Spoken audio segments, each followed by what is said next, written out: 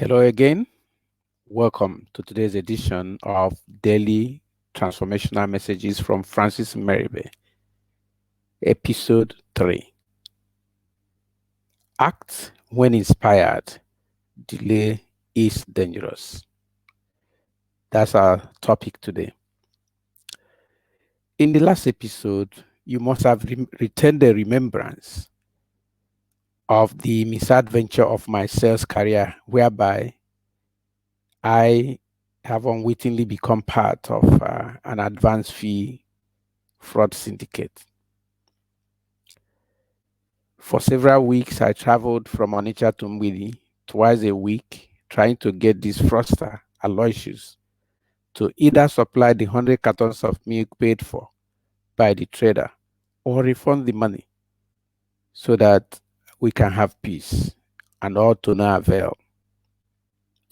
It even took to the point where I had to travel to his village with the trader, only to meet his beleaguered wife and unclothed, dirty children and old mother who were shaking. I don't know if those ads were put up, but what we saw was such a sorry state and gives no hope to the chance of getting this man's money back.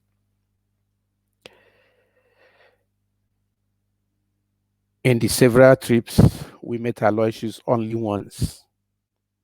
It seems as soon as he hears we are around, he will hide and say he's not around. He was able to frustrate us with delay in meeting us until it was evening, and the trader feared that his life might be in danger.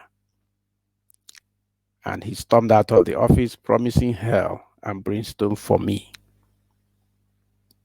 I'm the fall guy here, you remember? I'm the one that is close to him, the one that need to return back to Onitsha with him every day. I wish I had a place in Mgbidi to stay while he goes, but I live in Onitsha. When we returned to Onitsha that day, he paraded me before several of his kinsmen as a man who took him to a fraud syndicate. Many of them cancelled me and said that I am still a small boy and should not have been involved in a fraud. And each one of them repeated that if I do not get their brother's money back, they would call out Onitsha people on me, whereby I will be lynched and burnt alive with old vehicle tires on the streets of Onitsha. That was the fate that was waiting for me. I lived in this fear and foreboding for several days, imagining what it would be like with me being paraded on the streets of Onitsha as a thief and finally beaten to death and set on fire by the well-known irate Onitsha mob. The thought of it alone took away years from my life, and I lost sleep and the power and the will to continue to live. I contemplated suicide. The only reason I did not take my own life was that I was considering the stigma it would bring to my family. I have 4 sisters, and I wondered if they would ever get married as suicide is in a family. Because if suicide is in a family in my place, it is a terrible stigma. I started living in hiding. I would leave my house before it is daybreak to return back way late in the night. And all through this period, hiding in places I considered too remote for the trader to find me. I would sneak back into my house, and if many neighbors noticed me, they would report that a certain man came to look for me and waited for several hours before leaving. Their description always fitted the trader well. On one occasion, they reported that he had come in company of 3 other people, whom I suspect, and they too suspect to be police, and had left in anger after waiting for a long time. One day, I have felt inspired to go to Mgbidi to pitch a fight with Aloysius. He's quite a big and ferocious man, and I was just a slim guy. On my mind was that it would be better to die fighting for my name than to be paraded as a common criminal and ultimately lynched. As I got to Aloysius' office, I stormed through the reception without protocol. When I got to Aloysius' desk, I grabbed his desk and turned it over on him and banged and shouted that he should refund the traders' money or both of us would die here today. Three visitors in the office with him heard me and asked what the matter is.